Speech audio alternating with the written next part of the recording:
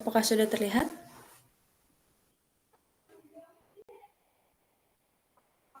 Belum, Bu. Belum, oke.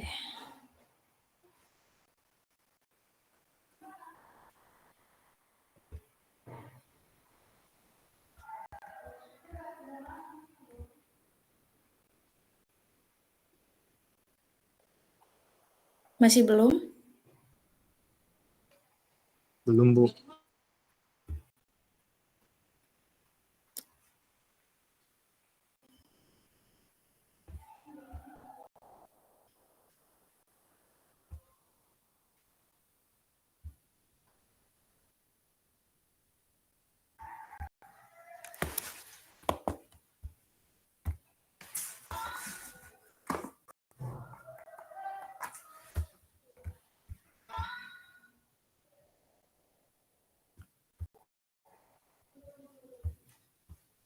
Kalau sekarang? Sudah, Bu. Oke. Jadi di tutorial kali ini yang akan disampaikan adalah masih listrik statis dan dinamis ya. Listrik statisnya yaitu kapasitor dan dielektrik, serta listrik dinamis, arus, dan hukum Ohm, hukum Kirchhoff gitu. Untuk soal nomor 1 sampai dengan 3 itu Pak Wisesa ya. Di sini ada kapasitansi dari kapasitor, kemudian bahan dielektrik, serta energi yang tersimpan dalam kapasitor. Untuk saya sendiri, ini terkait dengan arus listrik, hukum Ohm, serta hukum Kirchhoff. Ada 3 soal ya. Soal yang pertama coba kita lihat di sini, capaiannya diharapkan mahasiswa mampu menjelaskan konsep arus listrik. Di sini contohnya sebuah konduktor diberikan tegangan sehingga elektron-elektron bergerak ke arah kiri dan mengakibatkan adanya aliran listrik sebesar 4,5 ampere. Kalau kita ingat konsep arus listrik ini berarti arus listrik secara umum dianggap bergerak dari potensial yang tinggi ke yang rendah ya, berarti positif ke negatif. Berbeda dengan elektron, berkebalikan dengan elektron. Kalau dari sini, di soal nomor A atau 4A, ini ditanya kemanakah arah arus listriknya. Karena di sini sudah dijelaskan bahwa elektron-elektron bergerak ke arah kiri, tentu kalau arus listrik dengan konsep umumnya adalah kebalikan dari pergerakan elektron, berarti arahnya ke kanan. Di sini ada di solusi ya. Mungkin supaya lebih ini saya split. Bisa nggak ya?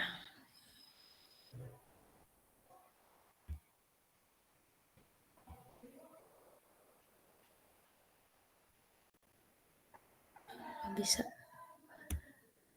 Oke. Kalau dilihat di kemudian yang 4B di sini ada pertanyaan.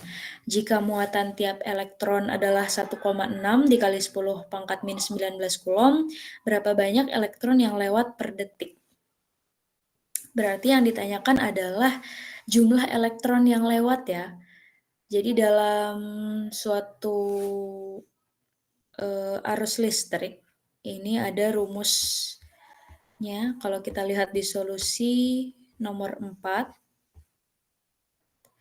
Nih, yang pertama tadi arus listrik bergerak dari sumbu positif ke negatif, berkebalikan dari gerakan elektron, sehingga kalau tadi elektronnya bergerak ke kiri, maka arus listriknya ya sebaliknya, bergerak ke arah kanan.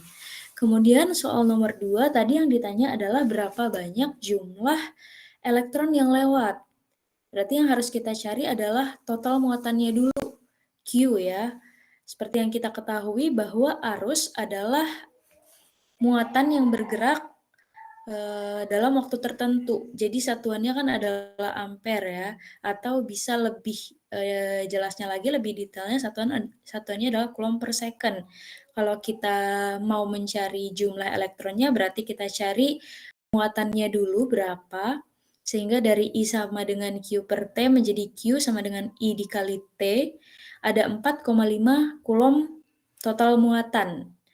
Berarti di sini total muatan itu sama dengan jumlah dari elektron dikali dengan muatan elektron. Muatan elektron tadi sudah diketahui nilainya adalah 1,6 dikali 10 pangkat min 19 Coulomb. Kemudian Q-nya tadi kita sudah tahu ya, 4,5 Coulomb. Oh iya, sebelumnya ini dikali dengan 1 second karena tadi yang ditanyakan adalah per detik ya. Jadi kita T-nya dibuat 1 second, seperti itu. Sehingga kalau yang ditanya adalah jumlah dari elektronnya, maka kita dapat menghitung dengan menggunakan rumus Q per E, atau total muatannya dibagi dengan muatan per elektron. Jadi ini 1,6 dikali 10 pangkat min 9 adalah total muatan ya, berapa Coulomb per satu elektron, sehingga hasilnya berarti ada 2,8 dikali 10 pangkat 19 elektron. Begitu. Ini untuk nomor 4. Kemudian nanti kalau misalnya di tengah-tengah tidak muncul suara saya atau gambarnya nge-lag, tolong disampaikan aja ya. Kemudian capaian di nomor 5 adalah mahasiswa mampu menerapkan hukum Ohm. Berarti di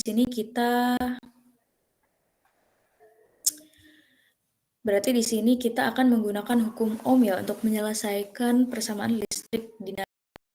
Di sini soalnya adalah sebuah alat listrik menarik arus sebesar 5,6 ampere pada tegangan 240 volt. Yang ditanya pertama, jika penurunan voltasenya atau jika terjadi penurunan voltase. Voltase ini ya tegangan, beda potensial ya, V. Jika terjadi penurunan voltase sebesar 15%, maka berapa arusnya? Dengan mengasumsikan yang lain tidak berubah. Artinya yang lain berarti kalau kita ingat hukum Ohm, hubungan antara V dan I, arus, tegangan, berarti ada R di situ atau hambatan, resistansi ya. Berarti di sini resistansinya tetap. Kemudian soal B, jika resistansinya yang diturunkan 15%, berarti berapa arusnya pada 240 volt? Tegangannya sama ya, tetap. Kalau dilihat dari sini, ya berarti kita bisa menyelesaikan dengan solusi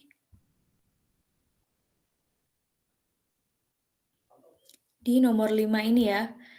Kita melihat dulu nih, berdasarkan hukum Ohm bahwa I sama dengan V per R atau V sama dengan I dikali R, begitu. Di sini kalau kita lihat arus awal sama dengan voltase awal dibagi R untuk kasus A. R-nya tetap ya, karena tadi tidak ada perubahan, hanya ada perubahan voltase dan arus. Ditanya arusnya berapa sih berubahnya kalau misalnya voltasenya turun 15%. Berarti kalau turun 15%, artinya tadinya 100%, jadi 100 dikurang 15, ada 85%, atau 0,85. Maka di sini dengan menggunakan hukum Ohm, arus akhir sama dengan tegangan akhir dibagi dengan hambatannya. Tegangan akhir tadi adalah tegangan awal dikali dengan 85% atau 85% dari tegangan awal ya. Di sini dapat dituliskan menjadi 0,85 dikali tegangan awal. Karena tegangan awal tadi kan turun ya. Tadinya 1 jadi 0,85. Turun 15%. Kemudian dibagi dengan hambatannya. Hasilnya berarti V awal per R, tadi kita sudah tahu itu adalah I awal ya, arus awal, maka ini dapat kita tuliskan menjadi 0,85 dikali arus awal. Kemudian berarti karena kita sudah tahu ya angka nilai dari arus awalnya, Maka kita bisa cari tahu nih, arus di akhir sama dengan 0,85 dikali 5,6 ampere. Arus yang sudah kita ketahui tadi ya, hasilnya adalah 4,76 ampere. Yang berarti arus juga turun sebesar 15%.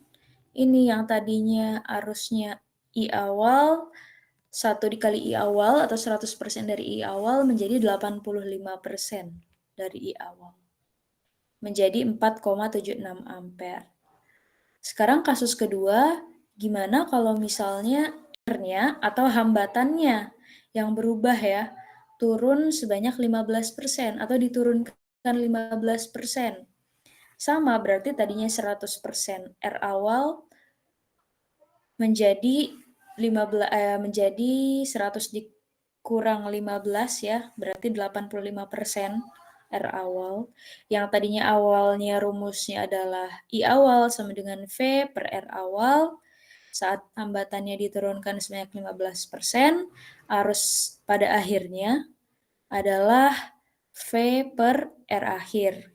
V-nya ini tetap ya, karena tadi tegangannya sudah diketahui 240 volt, sama seperti tegangan awal. Hanya R-nya saja, hambatannya saja yang diturunkan dari 100% menjadi 85%, 0,85 dikali R awal. Berarti tadi V per R awal sama dengan I awal ya, bisa kita ubah di sini menjadi 1 per 0,85 dikali arus awal, atau 1,18 dikali I awal. Karena I awal kita sudah tahu juga, tadi 5,6 ampere, berarti tinggal kita substitusikan ya. Berarti I akhir sama dengan 1,18 dikali 5,6 ampere, hasilnya adalah 6,6 ampere.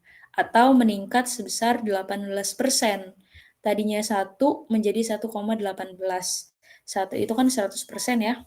Tadinya 100% jadi 118%. Meningkat. Karena resistansinya diturunkan. Kemudian pada soal yang terakhir yaitu soal nomor 6. Diharapkan mahasiswa mampu menerapkan hukum Kirchhoff pada rangkaian listrik. Berarti di sini ada rangkaian listrik.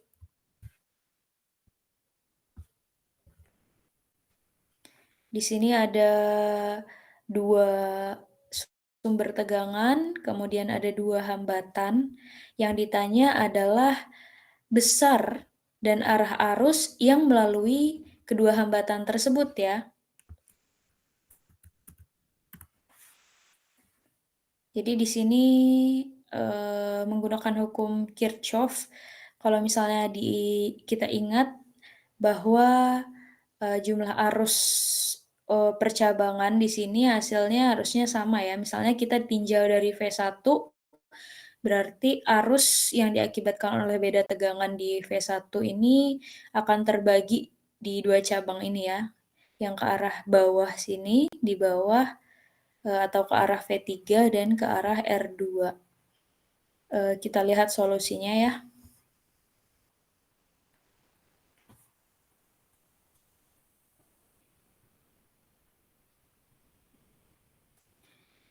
Mengacu juga pada hukum Kirchhoff bahwa jumlah beda potensial yang mengelilingi lintasan tertutup pada suatu rangkaian harus 0.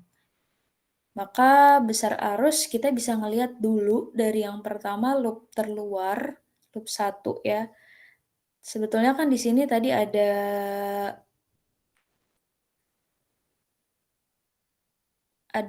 ini ya, ada resistansi. Di sini ada resistor. Sebetulnya di sini ada resistor kan ya tadi. Cuman kita abaikan terlebih dahulu, kita lihat loop terluar terlebih dahulu. Kalau kita ingat mengatakan soal arah bahwa arus ini bergerak dari sumbu positif ke negatif ya. Maka di sini ada garis-garis yang menunjukkan panah-panah yang menunjukkan arah dari arus di sini dari V3, di sini dari V1. Kalau kita lihat lagi bahwa sigma V sama dengan 0, berarti total dari tegangannya harus 0, maka kita bisa jumlahkan atau totalkan ya. Di sini tegangannya ada apa aja. Di sini ada V3, berarti ada pertambahan tegangan. Di sini makanya dikurang dengan I1R1, berarti tegangan yang berkurang di sini ya. Penurunan tegangan di sini diakibatkan oleh ada arus yang melewati resistor, kemudian ada penambahan tegangan lagi di sini, V1. Maka bisa kita tuliskan seperti ini ya. V3 dikurang I1R1 ditambah V1 sama dengan 0. V3-nya kita udah tahu, 6 volt. Kemudian I1-nya belum tahu, itu yang akan kita cari. Karena I1 ini adalah arus yang melewati hambatan 1 atau R1 ya. Hambatan satunya kita sudah tahu, 22 ohm. Kemudian V1 juga sudah tahu ya, 9 volt. Dari sini bisa didapatkan bahwa 6 ditambah 9, 15. Kemudian 22 dikali I1-nya bisa ada di kanan di sini. Sehingga I1-nya berarti tinggal 15 dibagi 22 sama dengan 0,6 ampere. Sekarang kita melihat loop yang kedua untuk melihat arus yang melewati resistor 2, hambatan 2. Sama, kita gunakan aturan Kirchhoff yang ini ya. Berarti kita lihat dalam loop ini ada voltase, ada tegangan berapa aja gitu. Di sini karena hanya ada sumber tegangan V3, oh ya sebelumnya ini tadi ke kiri ya arahnya, ke kiri. Karena sesuai dengan pergerakan atau perbedaan potensial, tadi arah arusnya berarti dari sumbu positif ke negatif. Kemudian saya lanjutkan yang loop kedua. Di sini ada penambahan tegangan ya, V3. Kemudian ada penurunan tegangan di sini karena ada arus I2 yang melewati resistor 2. Berarti langsung aja jumlah atau total tegangan gitu ya yang ada di sini bisa ditulis V3 dikurang dengan I2R2. Di sini negatif tentu saja karena ada penurunan tegangan ya selama melewati resistor ini sama dengan 0, berarti I2-nya bisa kita dapat dari sini 6 sama dengan 18 dikali I2. I2 6 dibagi 18 hasilnya adalah 0,33 ampere. Karena kita sudah melihat arahnya dari sini ya.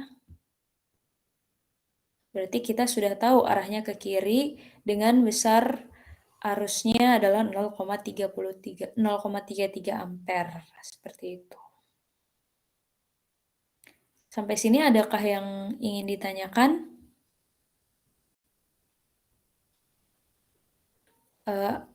Apakah ada yang masih belum jelas?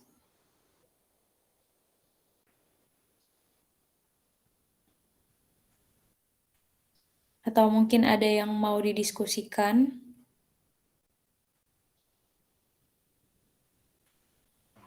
Baik Bu, dari saya cukup sih Bu, cukup jelas. Mungkin dari teman-teman asisten ya. Dari teman asisten bagaimana? Cukup Bu. Teman-teman asisten karena ini ya, disampaikan ke rekan-rekan jadi dikasih tahu juga nih bagaimana teman-teman kita nanti bantuannya asisten bisa membantu siswa agar lebih mudah memahami materi-materinya.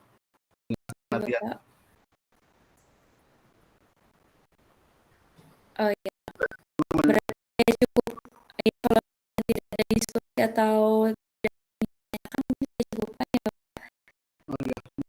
kasih banyak, Bu. dapat dilanjutkan. Iya, terima kasih juga.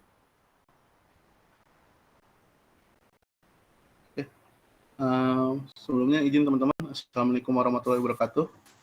Waalaikumsalam. Ya, perkenalkan ya, nama saya Tri Pujian Wisesa. Sebelumnya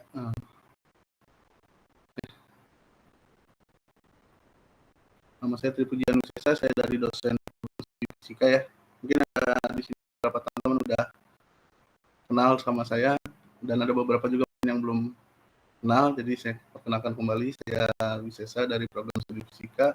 Kebetulan saya diamanahkan mengajar buat fisika 2B juga, sehingga saya diamanahkan juga untuk memberikan POT kepada teman-teman asisten nih, agar bisa nanti disampaikan ke rekan-rekan mahasiswa.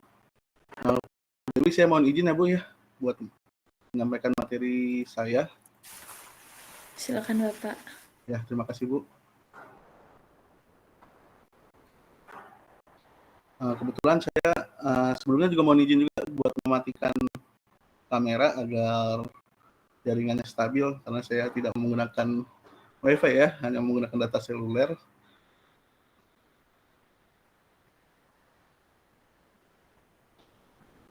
Apakah sudah terlihat teman-teman? Sudah, Pak. Oke, sudah ya. Jadi untuk tutorial keempat ini saya kebetulan ke bagian topik elektrostatik, yaitu mengenai kapasitor dan dielektrik ya. Jadi untuk Bu Dewi tadi mungkin listrik dinamis, saya kebetulan yang elektrostatiknya atau listrik statisnya, yaitu mengenai kapasitor dan dielektrik. Sebenarnya nggak jauh beda dengan listrik dinamis, di mana kalau pada listrik statis ya kita tidak membahas mengenai arus. Karena kan kalau arus itu adalah muatan yang mengalir persatuan waktu. Tapi kalau di elektrostatik, listrik statis nih, listrik diam. Jadi tidak ada muatan yang mengalir, atau bisa dianggap sebagai arusnya tidak ada, atau hanya ada muatan saja. Nah, sebelum masuk ke pembahasan ini, mungkin saya sedikit mereview ya materi tentang kapasitor dan dielektrik gitu. Sedikit mereview, di mana untuk kapasitor sendiri, seperti yang kita ketahui ya, kapasitor itu adalah salah satu komponen dari elektronika atau komponen listrik yang digunakan untuk apa sih? Yang digunakan untuk menyimpan energi listrik. Nah, ini penting ya. Energi listrik dalam bentuk atau muatan listrik ya. Energi listrik atau muatan listrik dalam bentuk medan listrik seperti itu. Dalam bentuk medan listrik. Nah, ini adalah fungsi dari kapasitor secara umum seperti itu. Nah, prinsip pembentukan kapasitor itu bagaimana sih prinsip dasarnya? Prinsip kapasitor itu. Prinsip kapasitor. Nah, pada dasarnya secara umum kapasitor itu terdiri atau tersusun dari dua buah konduktor. Misalnya kita punya konduktor ya, dua buah konduktor yang memiliki muatan. Misalnya ini plus Q. Nah, muatannya itu sama namun hanya berbeda jenisnya. Yang satu positif, yang satunya negatif. Nah, kita tahu nih, di mana kalau kita memiliki sebuah muatan, maka akan timbul yang namanya medan listrik. Di mana nantinya medan listriknya akan di antara konduktor ini akan menghasilkan medan listrik, yang medan listriknya akan seperti ini. Ini contohnya medan listriknya. Nah, karena ada medan listrik di sini, maka nanti akan timbul yang namanya beda potensial, atau bisa dibilang sebagai tegangannya seperti ini. Di tegangan antara beda muatan di muatan plus Q konduktor satu dengan konduktor yang satunya lagi, yang kedua, seperti itu. Nah, kapasitor sendiri mempunyai suatu besaran. Nah, besarannya itu disebut namanya kapasitansi. Atau biasanya dalam perumusan ditulisnya C ya. Nah, kapasitansi ini adalah besar atau kapasitas dari kapasitornya. Kemampuan kapasitor untuk menyimpan energi itu adalah kapasitansinya. Nah, di mana kapasitansi sendiri satuannya adalah farad ya, atau F seperti itu. Satuannya adalah farad. Nah, untuk mencari kapasitansi ini, rumusnya bagaimana sih teman-teman? Rumusnya sendiri adalah C sama dengan muatan dibagi tegangannya, atau beda potensialnya seperti itu. Ini adalah rumus kapasitansi untuk kapasitor seperti itu ya. Nah, perlu diingat juga nih, diinfokan lagi buat ke teman-teman mahasiswa. Terkadang mahasiswa suka salah nih, di mana di dalam suatu rangkaian listrik itu ada yang namanya ini ya, dalam suatu rangkaian listrik itu ada simbol buat rangkaian kapasitor. Di mana simbol kapasitor itu adalah seperti ini nih, teman-teman. Mungkin kalau teman-teman di sini udah nggak asing ya simbol kapasitor, atau dua garis yang sama besar nih, itu adalah simbol dari kapasitor. Kadang teman-teman di sini juga atau teman-teman mahasiswa kita nih banyak yang masih salah paham. Ada yang seperti ini nih, simbol seperti ini nih. Nah, mereka masih menganggap ini simbol kapasitor. Padahal kalau kita tahu ini adalah simbol dari baterai ya, teman-teman ya. Atau tegangan, ada tegangannya. Ini simbol dari baterai. Nah, perlu diingat nih, ditekankan lagi ke mahasiswa kalau simbol kapasitor itu seperti ini. Jadi jangan sampai kebalik dengan simbol dari baterai. Nah, secara umum kapasitor itu ada 3 jenis. Mungkin untuk yang di fisika 2B itu kita hanya berfokus pada kapasitor plat sejajar. Pada nyatanya yang digunakan itu banyak geometrinya. Ada kapasitor plat sejajar, ada kapasitor silinder, dan ada kapasitor bola. Mungkin ini buat gambaran teman-teman, dimana kalau misalnya untuk kapasitor plat sejajar,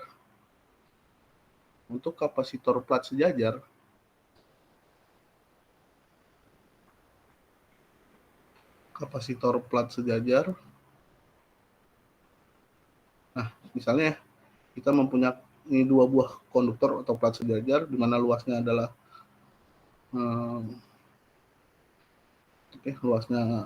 A, dan ini adalah A, dan dengan jarak yang sejauh D, ya kan? Nah, ini memiliki muatan positif sigma ya misalnya, ini negatif sigma atau rapat muatannya seperti ini.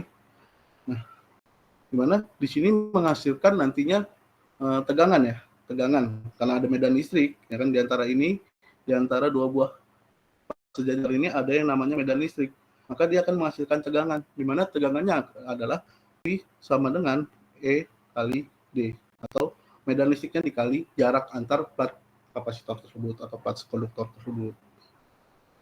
Nah, untuk kapasitansi kapasitor pada plat sejajar dirumuskan seperti ini, teman-teman. Untuk kapasitansi kapasitor plat sejajar dirumuskan sama dengan C sama dengan epsilon 0 dikali A per D. Seperti itu. Ini permitivitasnya nih. Ini adalah luas platnya, dan ini adalah jarak antar platnya. Ini untuk kapasitor plat sejajar. Dari sini kita bisa lihat nih, kapasitansi kapasitor itu bergantung pada pada geometrinya, di mana bergantung pada luasnya, bergantung juga pada jarak antar platnya. Semakin jauh jaraknya, maka kapasitasnya semakin kecil. Begitu juga sebaliknya ya. Nah itu, ini yang dimaksud kenapa kapasitor atau kapasitasi dari kapasitor bergantung pada faktor geometrinya atau bentuk dari kapasitornya. Nah, selain plat sejajar ada juga yang namanya kapasitor silinder misalnya. Nah, kalau misalnya silinder tuh seperti ini ya misalnya. Ini silinder pejal, dan di luarnya juga ada silinder nih yang menyelimutinya. Nah, mungkin kita bedain warna ya. Kita bedain warna.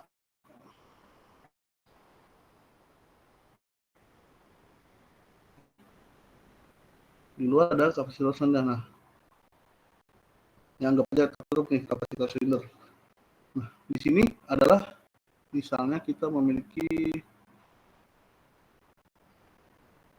ini silindernya dalam bentuk pejal ya, tertutup. Ini kulit tabung lah dianggapnya, kalau yang biru ini kulit tabung atau silinder luar, di mana ini adalah jari-jarinya misalnya A yang silinder pejal kecil. Yang gede misalnya yang besar ini jari-jarinya adalah B, dan panjang dari silinder ini adalah L ya kan, kita simbolkan dengan simbol L. Nah, karena dia memiliki 2 buah muatan atau 2 buah muatan, misalnya yang di dalam ini adalah positif, yang di luar ini adalah negatif, yang berbeda jenis, muatan yang berbeda jenis, maka akan timbul yang namanya medan listrik di sini. Sehingga timbul medan listrik, timbul namanya beda potensial, sehingga kita bisa mengkapasitansinya. Di mana kapasitansi untuk silinder ini dirumuskan seperti ini. C sama dengan 2 pi epsilon 0 dikali L per ln B per A. Seperti itu teman-teman. Ini buat yang kapasitor silinder. Ini buat tambahan aja sih, biar nanti pengenalan aja ke teman-teman. Selanjutnya ada yang namanya kapasitor bola. Kapasitor bola. Yang kita tahu kalau kapasitor bola kan berarti ya bentuknya bola ya, di mana ada bola pejal di dalamnya dan ada juga kulit bolanya di luarnya seperti itu. Sama ya, dua-duanya juga memiliki sebuah muatan. Misalnya ini plus ini, yang di luar ini misalnya negatif gitu. Di luar negatif, di mana jari-jarinya misalnya yang ini, jari-jarinya adalah A, sama ya, ini jari-jari yang bola di dalam itu A, jari-jari bola di luar itu misalnya B, maka untuk mencari kapasitansinya, sama ya, prinsipnya karena ada beda muatan ini, untuk mencari kapasitansinya adalah C sama dengan 4Pi epsilon 0 A kali B, atau jari-jari A dikali jari-jari B per B min A. Ini adalah kapasitansi untuk kasus bola. Seperti itu teman-teman. Ini cara menghitung kapasitansi ya, untuk tiap jenis kapasitor. Gitu. Selanjutnya, kita selain membahas kapasitor juga, ya kan, kita juga membahas yang namanya dielektrik. Dielektrik itu apa sih teman-teman? Ada yang di sini udah tahu ya, dielektrik itu apa? Dielektrik itu. Oke, mungkin sebelum masuk dielektrik,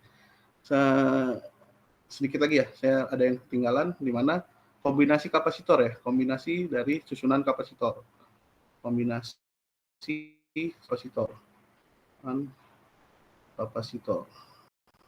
Nah, kalau misalnya dia seri, tahu ya, kalau susunan seri kan berarti nah, ini C1, ini C2. Bagaimana sih menghitung kapasitansi totalnya? Kapasitansi totalnya bisa kita hitung menggunakan kombinasi seperti ini. 1 per kapasitor seri atau kapasitor total itu sama dengan 1 per C1 tambah 1 per C2. Ini nih yang membedakan dengan rangkaian resistor. Kalau rangkaian resistor, RS-nya, kalau resistor ya, RS-nya sama dengan R1 tambah R2 dan seterusnya sampai banyaknya resistor yang tersusun secara seri. Itu untuk kapasitor nih.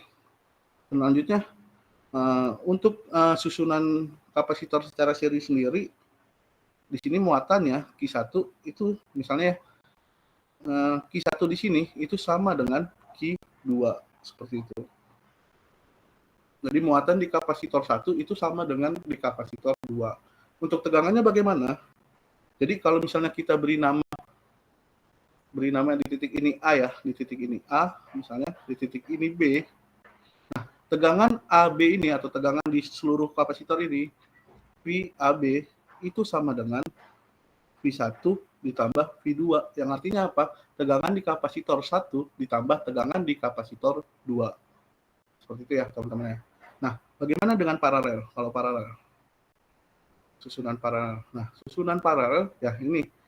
Kalau paralel, kapasitor secara paralel berarti kan kalau digambarkan susunan seperti ini ya.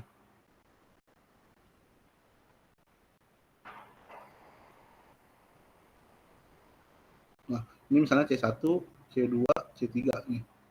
Nah, kalau susunan kapasitor paralel, maka untuk menghitung kapasitansi total ini itu tinggal dijumlahkan aja, di mana CP sama dengan C1 tambah C2 tambah C3. Ini kebalikannya dengan resistor. Kalau resistor kan 1 per RP sama dengan 1 per R1 tambah 1 per R2 dan seterusnya. Seperti itu ya, teman-teman ya.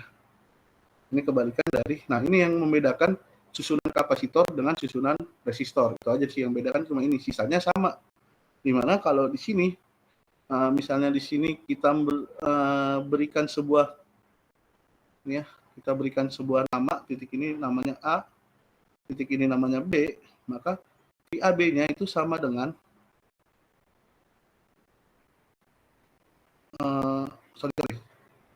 bukan ini, bukan VAB. Kita beri nama titik A dan ini titik B. Maka jika ditanya arusnya atau arus yang masuk di sini, IA, itu nantinya IA sama dengan I1, bukan I ya, Q ya, kita masuk Q. karena ini masih elektrostatik muatan. Nah, Ki AB ini atau kita coret lagi. Jika kita beri nama A dan di sini beri nama B, maka muatan total di sini atau muatan total di antara gabungan kapasitor 1, kapasitor 2, dan kapasitor 3 yang tersusun secara paralel itu adalah muatan totalnya Ki B itu sama dengan Ki atau muatan di kapasitor 1 ditambah muatan di kapasitor 2 ditambah muatan di kapasitor 3 seperti itu. Nah, untuk tegangannya bagaimana? Tegangannya itu sama semua, dan V1 sama dengan V2 sama dengan V3, yang artinya V1 sama dengan V2 sama dengan V3. Itu ya. Itu yang membedakan. Jadi kalau yang ini Q-nya yang sama, kalau yang ini yang paralel V-nya yang sama, tegangannya yang sama. Nah, selanjutnya di dalam kapasitor sendiri itu ada yang namanya energi listrik kan. Yang tadi fungsi kapasitor adalah untuk menyimpan energi listrik. Di mana energi listrik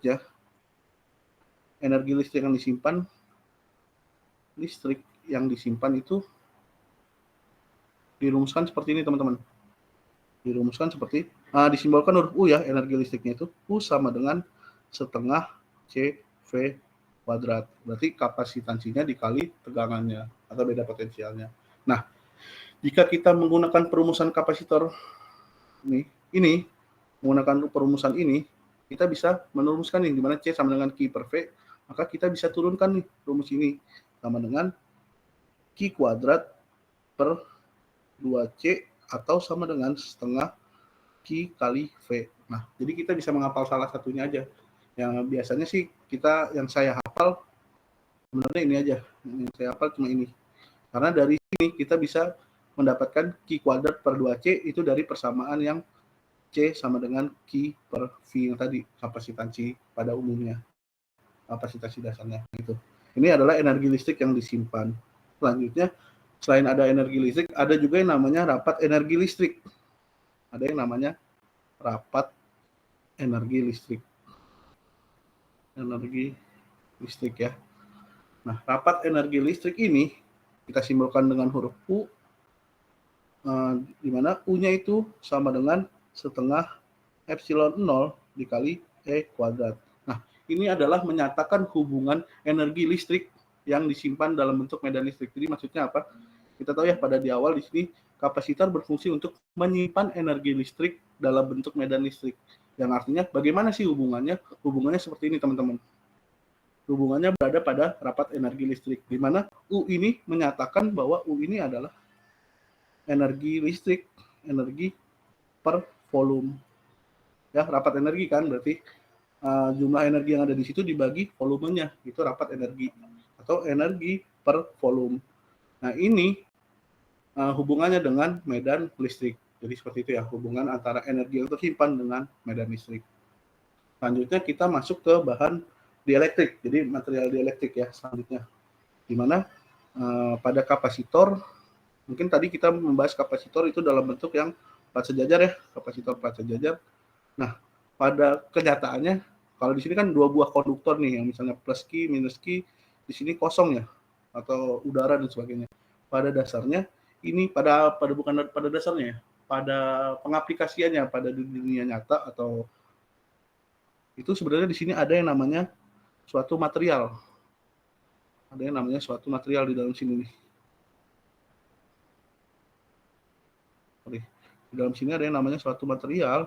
Nah, material ini dinamakan material bahan atau material dielektrik. Atau material bahan dielektrik. Di mana dielektrik ini adalah apa sih dielektrik ini? Dielektrik ini adalah jenis isolator yang dapat menghasilkan polarisasi, seperti itu teman-teman. Menghasilkan polarisasi. Jadi maksudnya gimana sih menghasilkan polarisasi itu? Jadi pada intinya gini, kita mempunyai dua buah konduktor ya, dua buah konduktor. Nah, misalnya kita ini plus sigma, ini negatif sigma, nah, maka dia akan menghasilkan medan listrik kan ya, medan listrik E. Nah, di mana apabila dia diisi bahan dielektrik di dalam sini, nah di dalam sini diisi bahan dielektrik, misalnya di sini dalam sini diisi bahan dielektrik, saya gambarkan seperti ini aja ya teman-teman. Nah, bahan dielektrik di mana dia memiliki molekul-molekul dipol nih. Di dalamnya dia memiliki molekul-molekul dipol. Di mana bentuk molekul-molekul dipol itu sembarang. Ada yang begini, ada yang begini, macam-macam nih. Pokoknya ada yang begini, ada yang udah sejajar, ada yang begini. Pokoknya macam-macam bentuknya, sembarang. Nah, bentuknya berantakan, tidak beraturan molekul dipol ini. Nah, dia akan saat dia diberikan medan listrik luar, jadi bahan dielektrik ini diberikan medan listrik luar, itu medan listrik ini ya, medan listrik E ini, diberikan medan listrik luar, maka dia akan mengalami ini polarisasi, yang artinya apa? Dia akan bergerak nih, molekul-molekul dipol ini akan bergerak atau berotasi menjadi lurus, yang misalnya tadi positif negatifnya sembarangan, dia akan menjadi seperti ini. Misalnya ini negatifnya, ini positifnya, dia menjadi seperti ini, negatifnya, positifnya. Nah, ini negatifnya, ini positifnya. Nah, dia menjadi lurus di seperti ini. Nah, menjadi lurus. Nah, di mana lurus ini dia akan menghasilkan medan listrik atau sebelum masuk sini ya, peristiwa ini yang dari tadinya berantakan atau tidak seragam, saat diberi medan listrik keluar, dia akan menjadi seragam nih bentuk molekul dipolnya. Nah, peristiwa inilah atau yang disebut sebagai polarisasi. Jadi polarisasi itu maksudnya apa sih? Polarisasi itu adalah peristiwa molekul dipol, peristiwa molekul dipol menjadi satu arah, seperti itu teman-teman. Menjadi satu arah. Jadi yang tadinya berantakan dia menjadi satu arah nih. Ya ini positif berarti ini kan negatif mendekat ini, negatif positifnya ke sana semua. Menjadi satu arah itu. Nah, karena dia menjadi satu arah, dia akan memiliki medan listrik di dalamnya. Atau bisa disebut sebagai medan listrik dielektrik, ED. Medan listrik dielektrik yang arahnya berlawanan dengan medan listrik eksternalnya. Sehingga jika dia dijumlahkan nih, karena dia berlawanan ya, maka hasilnya menghasilkan medan listrik baru, ya mungkin E aksen yang kita sebut ya, medan listrik baru E aksen yang nilainya itu sama dengan E dikurang ED, atau bisa dibilang E aksen ini lebih kecil daripada medan listrik eksternalnya. Nah, peristiwa pengurangan ini tidak akan sampai habis gitu, atau tidak akan minus, tidak akan sampai habis, karena ED ini pasti lebih kecil daripada medan listrik eksternalnya. Seperti itu teman-teman. Jadi nilai ini tidak mungkin dia nol, atau tidak mungkin dia habis. Intinya tuh medan listrik barunya yang dihasilkan itu jauh lebih kecil dibanding medan listrik yang pada awalnya tidak diisi bahan dielektrik. Seperti itu teman-teman. Itu adalah fungsi dari bahan dielektrik. Nah, karena kita mempunyai medan listrik baru dan menyebabkan medan listrik berkurang, itu merumuskan medan listrik barunya di mana nanti kita kan nggak tahu nih medan listrik barunya itu berapa nilainya. Nah, ini bisa dirumuskan, rumus ini bisa kita dapatkan dengan menggunakan ini, persamaan ini jadinya. Di mana E absen atau medan listrik barunya sama dengan medan listrik per K. Nah, K ini adalah konstanta dielektrik dari bahan yang digunakan dielektrik. Jadi konstanta dielektriknya berapa? Jadi nilai ini bergantung pada bahan dielektrik yang digunakan. Jadi setiap bahan dielektrik itu memiliki konstantanya masing-masing, seperti itu. Nah, kita lihat ya, karena medan listriknya makin kecil, pengaruhnya apa sih dalam kapasitor? Pengaruhnya apa sih pada kapasitor? Kita lihat beda potensial di sini dirumuskan dengan rumus V sama dengan E kali D, medan listrik dikali D. Kalau medan listriknya makin kecil, medan listrik kapasitor beda potensialnya semakin kecil ya. Karena beda potensial semakin kecil, maka kapasitansinya coba kita lihat C sama dengan Q. Di sini kita lihat medan listriknya makin kecil atau medan listrik yang barunya makin kecil, maka V-nya makin kecil. Karena tegangannya makin kecil, maka nanti di sini berbanding terbalik ya, jadinya V-nya makin kecil, kapasitansi kapasitornya semakin besar. Sehingga kita dapatkan bahwa kapasitansi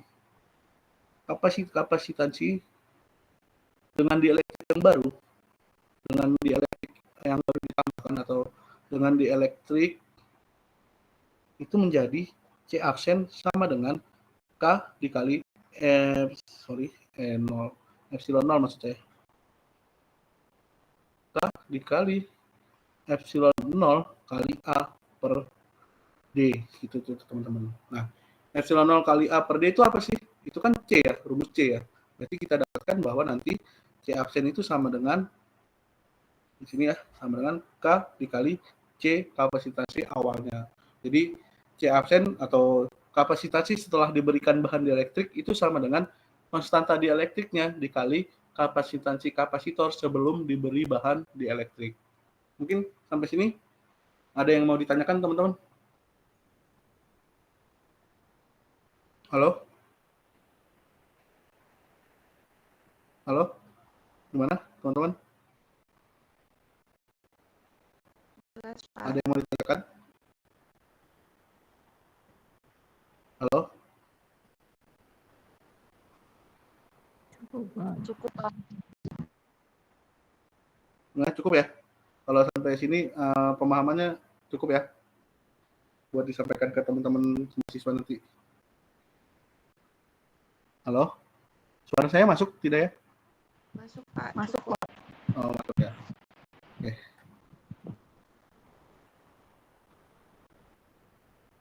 Oke. Oke. Selanjutnya kita bahas tentang soalnya. Kita bahas soalnya. Sini, kita lihat ya. Mampu menghitung kapasitansi dari kapasitor plat sejajar. Jadi CPMK yang pertama itu mahasiswa diharapkan mampu menghitung kapasitansi dari kapasitor plat sejajar. Jadi terdapat sebuah kapasitor plat sejajar memiliki luas masing-masing plat sebesar 0,02 meter persegi ya. Ini berarti A ini. Dan dipisahkan oleh jarak 2 mm. Berarti ini D-nya nih. Jika ruang antar kedua plat diisi udara dengan permitivitas vakum epsilon 0 sama dengan 8,85 kali 10 pangkat minus 12, hitunglah kapasitansi dari kapasitor tersebut. Ini tinggal masukin rumusnya aja ya. Yang jelas nanti kita mengetahui nih, luas platnya A itu sama dengan 0,02 meter persegi, jarak antar platnya D sama dengan 2 mm, atau kita jadikan satuan internasional nih, 2 kali 10 pangkat minus 3 meter. Nah, untuk permitivitas vakumnya, dia 8,85 kali 10 pangkat minus 12. Nah, yang ditanyakan, karena yang ditanyakan kapasitansi kapasitor, maka kita bisa menggunakan rumus kapasitansi kapasitor pada plat sejajar, di mana C sama dengan epsilon 0 kali A per D. Sehingga bisa kita masukkan nih, tinggal nilainya, epsilon 0-nya berapa, A-nya berapa, D-nya berapa. Sehingga hasilnya nanti menjadi 8,85 kali 10 pangkat minus 11 farad. Atau 88,5 picofarad. Ini artinya nih, pico ini 10 pangkat minus 12 ya. Seperti itu. Untuk soal yang nomor 1. Bagaimana? Masih mudah ya untuk soal nomor 1 ya? Oke, dilanjut ya. Oke, kita lanjut ke soal nomor 2. Soal nomor 2 adalah CPMK-nya yaitu mahasiswa mampu menyelesaikan persoalan terkait bahan dielektrik. Jadi, tadi kan tanpa bahan dielektrik nih. Selanjutnya, kapasitansi kapasitor dengan ditambahkan bahan dielektrik. Nah, itu. Sebuah kapasitor plat sejajar memiliki luas masing-masing plat sebesar 50 cm persegi dan dipisahkan oleh lapisan udara, berarti dengan ketebalan 1,5 mm. Kapasitor tersebut diisi dengan tegangan 200 volt. Kemudian, tanpa melepaskan tegangan, sebuah bahan dielektrik dengan konstanta dielektriknya 2, nah ini kita sebut aja K-nya sama dengan 2, dimasukkan di antara plat kapasitor. Pertanyaannya adalah, tentukan kapasitansi sebelum dan setelah bahan dielektrik dimasukkan. Berarti yang ditanya C-nya dan C absennya. Yang kedua, muatan pada kapasitor sebelum dan sesudah bahan dielektrik dimasukkan. Oke, kita lanjut. Kita tulis dulu nih apa yang diketahui di situ. Luas plat A itu sama dengan 50 cm persegi. atau sama dengan 50 kali 10 pangkat minus 4 meter persegi. Nah, jarak antar plat yang diisi oleh udara itu sama dengan 1,5 mm atau 1,5 kali 10 pangkat minus 3 ya. Di mana permitivitas vakum udara itu sama dengan 8,85 kali 10 pangkat minus 12. Dan kapasitor tersebut memiliki tegangan atau dalam rangkaian tersebut memiliki tegangan 200 volt dan memiliki penambahan konstanta bahan dielektrik itu sebesar 2 katanya. Karena yang ditanyakan ini ya, C-nya dan C absen, terus Q sebelum dan Q setelah. Bagaimana menghitungnya? Kita menghitung, rumus kapasitansi kapasitor pada plat sejajar adalah ini, dasarnya ya kan.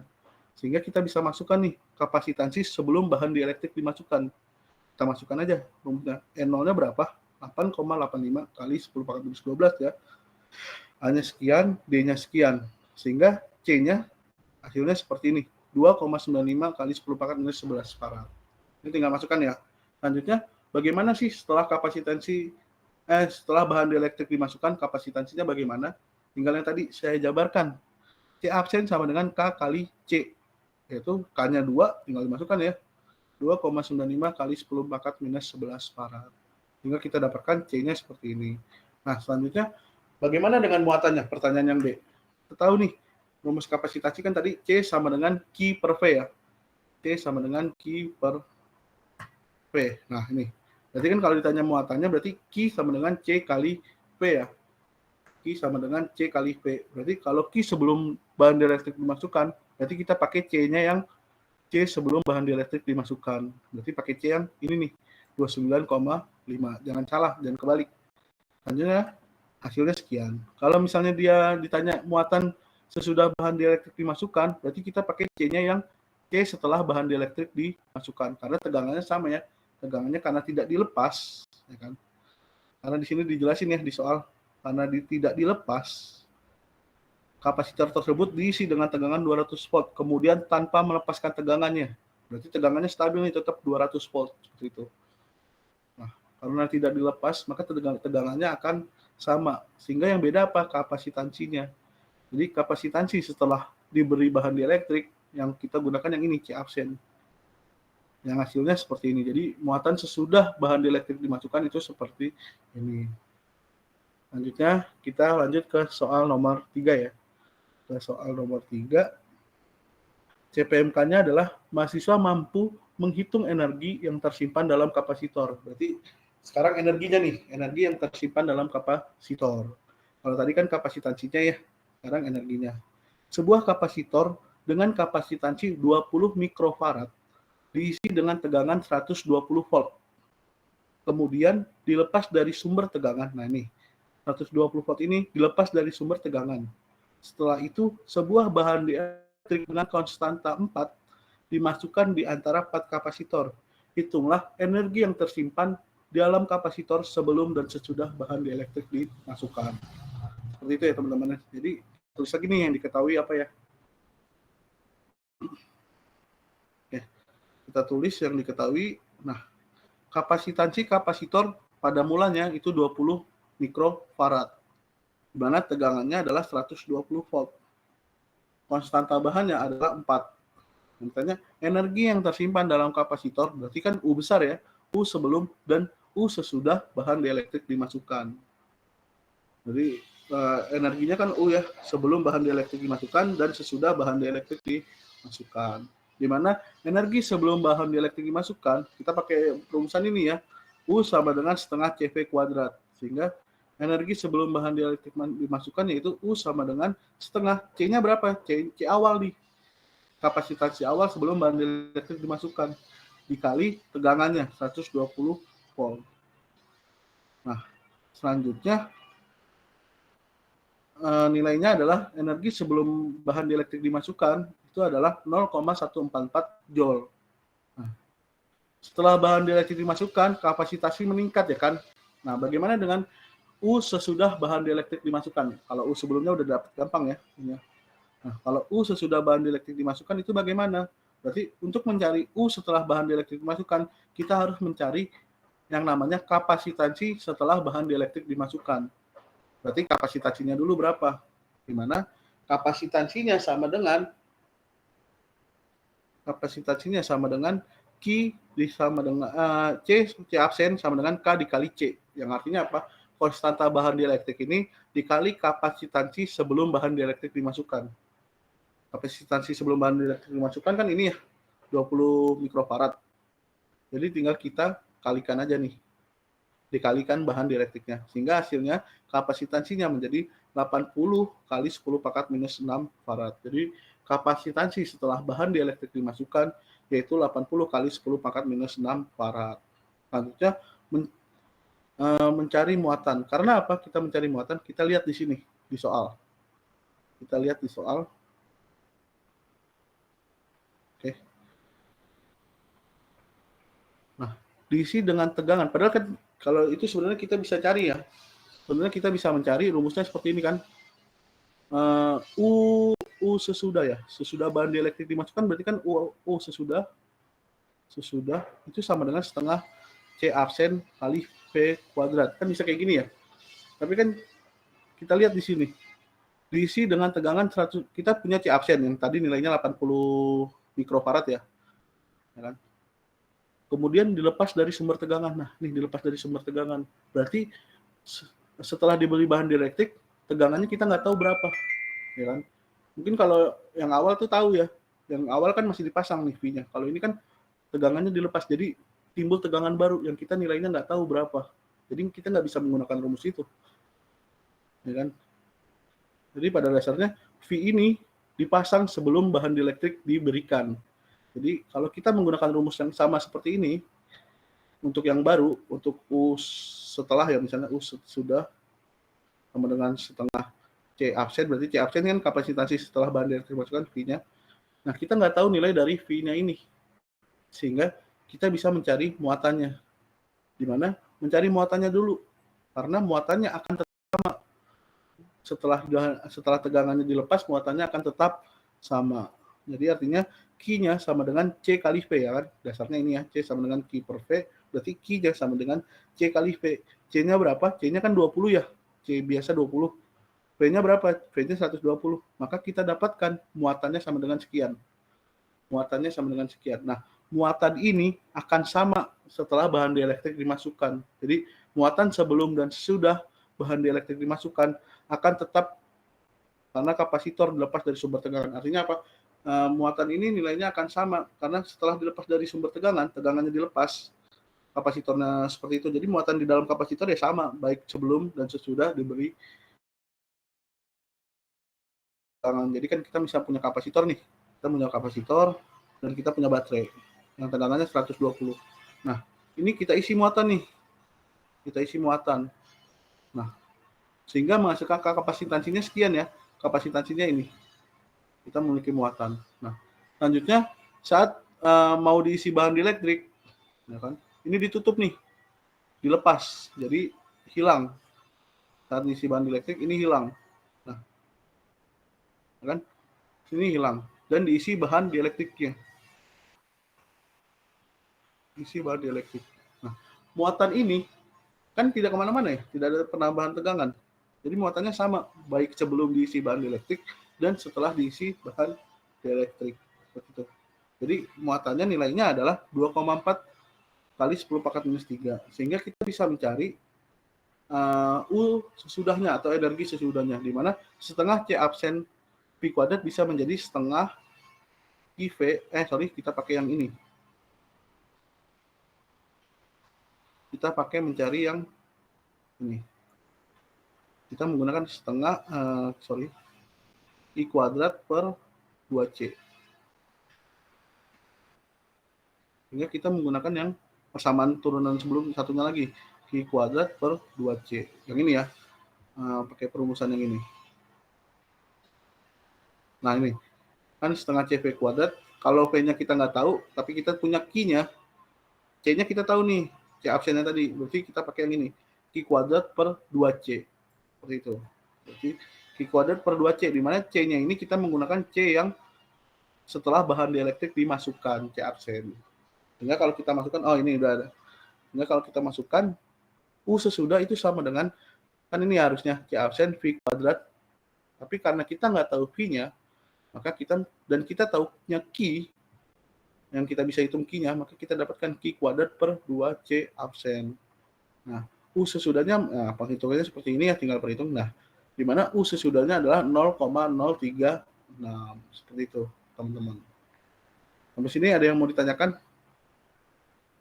Cukup ya, sampai sini cukup. Sudah selesai nih. Jadi kita dapat nih, energi sebelumnya 0,144, energi sesudahnya itu 0,036. Mungkin cukup dari saya. Dari teman-teman bagaimana? Ada yang mau ditanyakan? Gimana teman-teman? Ada yang mau ditanyakan?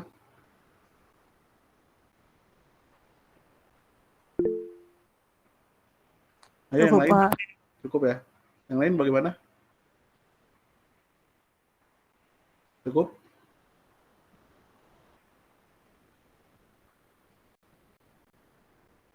Oke, kalau Cukup, cukup Pak. mungkin kita akhiri ya. Bu Dewi, sepertinya teman-teman sudah cukup.